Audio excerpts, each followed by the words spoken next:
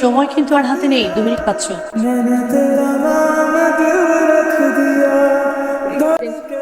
আরে না, টেনশন কেন করবে? কি মামা, স্কলারশিপটা তুই পাইছিস।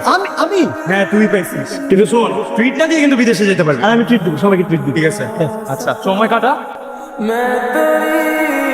তোমার কি মন খারাপ? আমার মন খারাপ কেন হবে? যার প্রেমিক আজকে স্কলারশিপ পেয়েছে সে তো সবচেয়ে সুখী মানুষ, তার কেন মন খারাপ হবে? চল, তোমার চোখে পানি কেন? চোখে পানি? দেখছো আশেপাশে কত ধুলো, ধুলো গেছে হয়তো চোখে। আর তুমি এগুলো কি বুঝবা? একদিন পর তো চলে যাবা বিদেশ, বিদেশে এরকম ধুলোবালি থাকবে না। তোমার চোখে কোনো ধুলো যায়নি, তোমার চোখের সামনে থেকে কেউ একজন চলে যাচ্ছে। একটা জিনিস সবসময় মাথায় রাখবে, আমি যত দূরে চলে যাই না কেন, যখনই চোখ বন্ধ করবে সবসময় আমাকে আশেপাশে পাবে, কারণ ঠিক তখনই আমি তোমার কথাই ভাবছি।